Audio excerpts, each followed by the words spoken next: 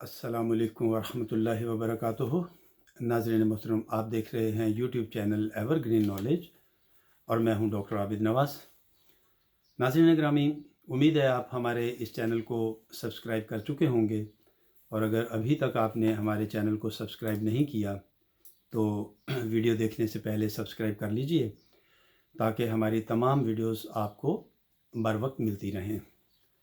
नाज़रीन मोहतरम, हम मसाइल ज़कात के मौजू पर गुफ्तगू कर रहे हैं और इसी सिलसिले की आज अगली कड़ी है। नाज़रीन मोहतरम, बीसी यानी कमेटी की रकम पर ज़कात के मसाइल क्या होते हैं। ये बीसी यानी कमेटी का मामला भी कर्ज़ की तरह है, लिहाजा देखा जाएगा कि इसको बीसी यानी कमेटी मिल चुकी है।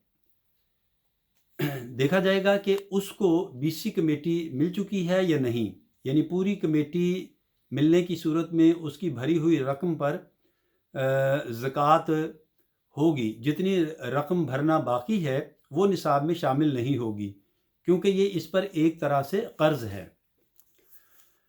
और नाज़रीन, अगर बीसी यानी कमेटी नहीं मिली तो निसाब पूरा होने और दिगर शराइत ज़कात पाए जाने की सूरत में साल गुजरने पर ज़कात फ़र्ज़ हो जाएगी, लेकिन अदायगी उस वक्त लाजिम होगी जब मिक़दार निसाब का कम अज़ कम 5वां हिस्सा वसूल हो जाए।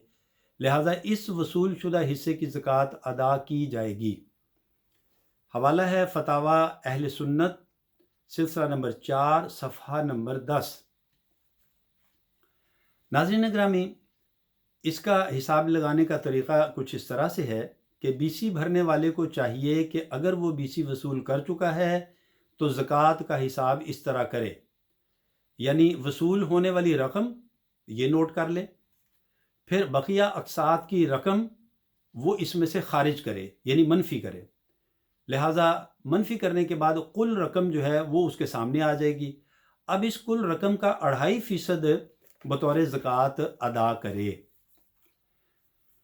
नाज़रीन मोहतरम, कर्ज़ और ज़कात, क्या मदयून पर ज़कात होती है? सबसे पहली बात तो यह है कि मदयून क्या है।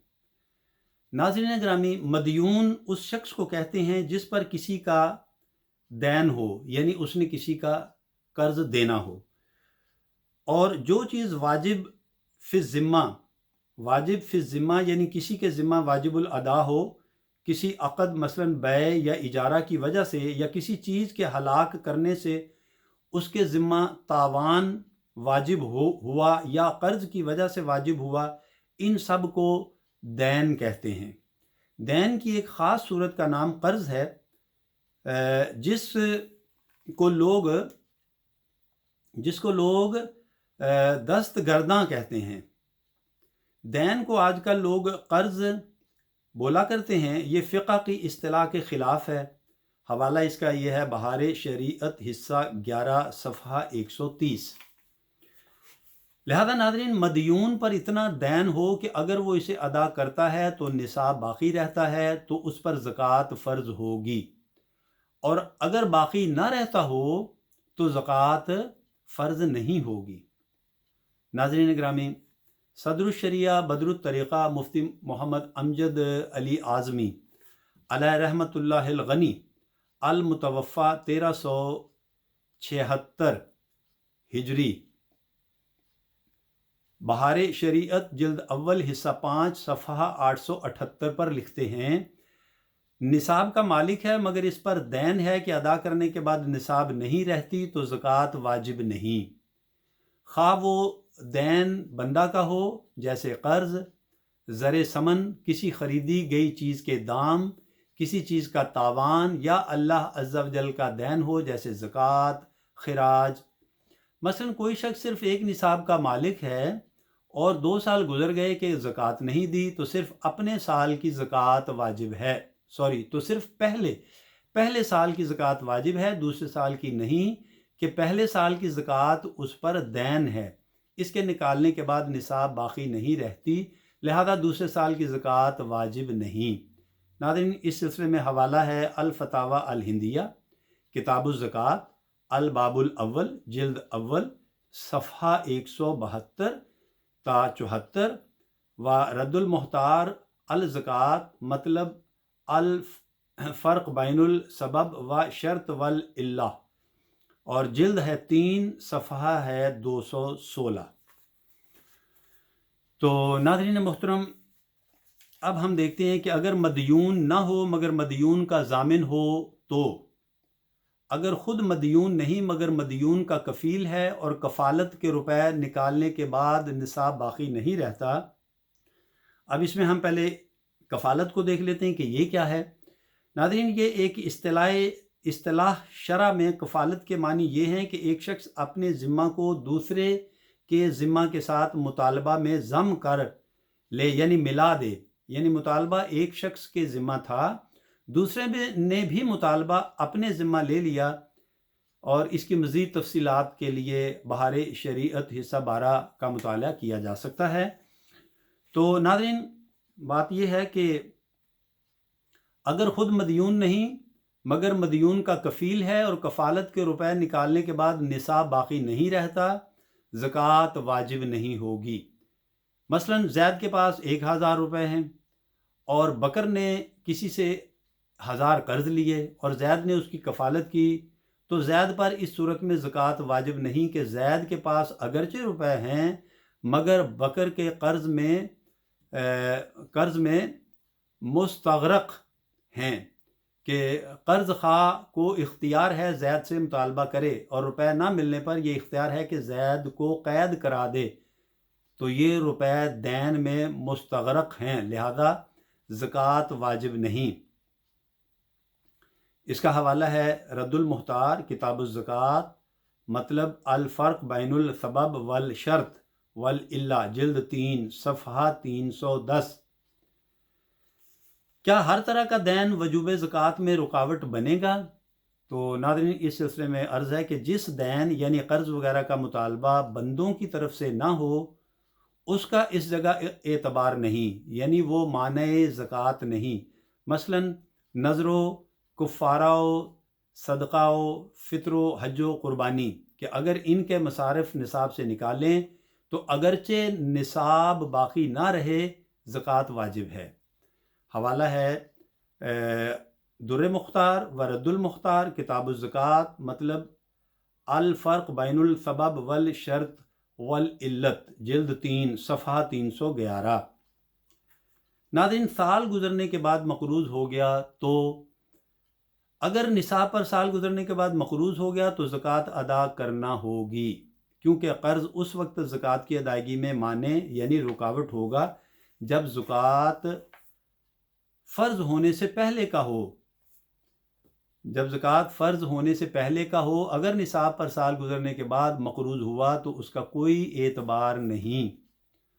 رد المختار کتاب الزکوٰۃ مطلب فی زکوٰۃ ثمن المبیع جلد 3 صفحہ 315۔ ناظرین محترم، مہر اور زکوٰۃ کے حوالے سے اب ہم جانتے ہیں۔ عورتوں کا مہر عموماً مؤخر ہوتا ہے، یعنی جن کا مطالبہ بعد موت یا طلاق کے بعد ہی کیا جاتا ہے۔ مرد کو اپنے تمام مصارف یعنی اخراجات میں خیال تک نہیں آتا کہ مجھ پر دین یعنی قرض ہے، اس لیے ایسا مہر زکوٰۃ کے واجب ہونے میں رکاوٹ نہیں ہے۔ چنانچہ جس کے ذمہ مہر ہو اس پر دیگر شرائط پوری ہونے پر زکوٰۃ فرض ہو جائے گی۔ حوالہ الفتاوی الہندیہ کتاب الزکوٰۃ الباب الاول جلد 1 صفحہ 173۔ ناظرین، عورت پر اس کے مہر کی زکوٰۃ کے بابت یہ ہے کہ مہر 2 قسم کا ہوتا ہے۔ معجل یعنی خلوت سے پہلے مہر دینا قرار پایا ہے، اور غیر معجل جس کے لیے کوئی میعاد مقرر ہو۔ اگر عورت کا مہر معجل نصاب کے بقدر ہو تو اس کا کم از کم 5واں حصہ وصول ہونے پر اس کی زکوٰۃ ادا کرنا واجب ہوگا، اور غیر معجل مہر میں عموماً ادائیگی کا وقت طے نہیں ہوتا اور اس کا مطالبہ عورت طلاق یا شوہر کی موت سے پہلے نہیں کر سکتی۔ اس پر وصول کرنے کے بعد شرائط پوری ہونے کی صورت میں زکوٰۃ فرض ہوگی۔ حوالہ فتاوی رضویہ مخرجہ جلد 10 صفحہ 169۔ مقروض شوہر کی زوجہ پر زکوٰۃ۔ بیوی اور شوہر کا معاملہ دنیاوی اعتبار سے کتنا ہی ایک کیوں نہ ہو مگر زکوٰۃ کے معاملے میں جدا جدا ہیں، لہذا شوہر پر چاہے کتنا ہی قرض ہو، شرائط وجوب زکوٰۃ پوری ہونے پر بیوی پر زکوٰۃ واجب ہو جائے گی۔ اس میں حوالہ ہے فتاوی رضویہ مخرجہ کتاب الزکوٰۃ جلد 10 صفحہ 168۔ اس کے بعد ہے جی دین یعنی قرض کا حکم۔ ہماری جو رقم کسی کے ذمے ہو اسے دین کہتے ہیں۔ اس کی 3 قسمیں ہیں اور ہر ایک کا حکم الگ الگ ہے۔ دین قوی اسے کہتے ہیں کہ جو ہم نے کسی کو قرض دیا ہوا ہو یا تجارت کا مال ادھار بیچا ہو یا کوئی زمین یا مکان تجارت کی غرض سے خرید کر کرائے پر دیا اور وہ کرایہ کسی کے ذمہ ہو۔ حکم: اس کی زکوٰۃ ہر سال فرض ہوتی رہے گی لیکن ادا کرنا اس وقت واجب ہوگا جب مقدار نصاب کا کم از کم 5واں حصہ وصول ہو جائے تو اس 5ویں حصے کی زکوٰۃ دینا ہوگی۔ مثلاً 50,000 روپے نصاب ہو تو جب اس کا 5واں حصہ 10,000 روپے وصول ہو جائیں تو اس کا 40واں حصہ 250 روپے بطور زکوٰۃ دینا واجب ہوگا۔ آسانی اس میں ہے کہ ہر سال اس کی بھی زکوٰۃ ادا کر دی جائے۔ 2. دین متوسط اسے کہتے ہیں جو غیر تجارتی مال کا عوض یا بدل ہو، جیسے گھر کی کرسی یا چارپائی یا دیگر سامان بیچا اور اس کی قیمت لینے والے پر ادھار ہو۔ اور حکم: اس پر بھی زکوٰۃ فرض ہوگی مگر ادائیگی اس وقت واجب ہوگی جب بقدر نصاب پوری رقم آ جائے۔ اور تیسرا ہے دین ضعیف، وہ ہے جو غیر مال کا بدل ہو، جیسے مہر اور مکان یا دکان کا کرایہ کے نفع کا بدلہ ہے، مال کا نہیں۔ اس کے بارے میں حکم یہ ہے کہ اس میں گزشتہ سالوں کی زکوٰۃ فرض نہیں ہے۔ جب قبضہ میں آ جائے اور شرائط زکوٰۃ پائی جائیں تو سال گزرنے پر زکوٰۃ فرض ہوگی۔ حوالہ ہے در مختار کتاب الزکوٰۃ اور باب الزکوٰۃ المال جلد 3 صفحہ 281 اور بہار شریعت حصہ 5 صفحہ 906۔ تو ناظرین، آج کے بیان کے لیے اتنا ہی۔ امید ہے آپ کو ہماری یہ ریکارڈنگ پسند آئی ہوگی اور آپ ہماری اس ویڈیو کو لائک کریں گے، شیئر کریں گے اور اپنے قیمتی کمنٹس جو ہیں اپنی آراء سے بھی ہمیں مستفید کریں گے۔ تو ناظرین، اس کے ساتھ ہی اجازت چاہتے ہیں۔ اگر حیات و صحت نے اجازت دی تو آئندہ ویڈیو کے ساتھ بہت جلد پھر آپ کی خدمت میں حاضر ہوں گے۔ تب تک اپنا اور اپنے پیاروں کا بہت خیال رکھیے گا۔ اللہ ہم سب کا حامی و ناصر ہو۔ فی امان اللہ۔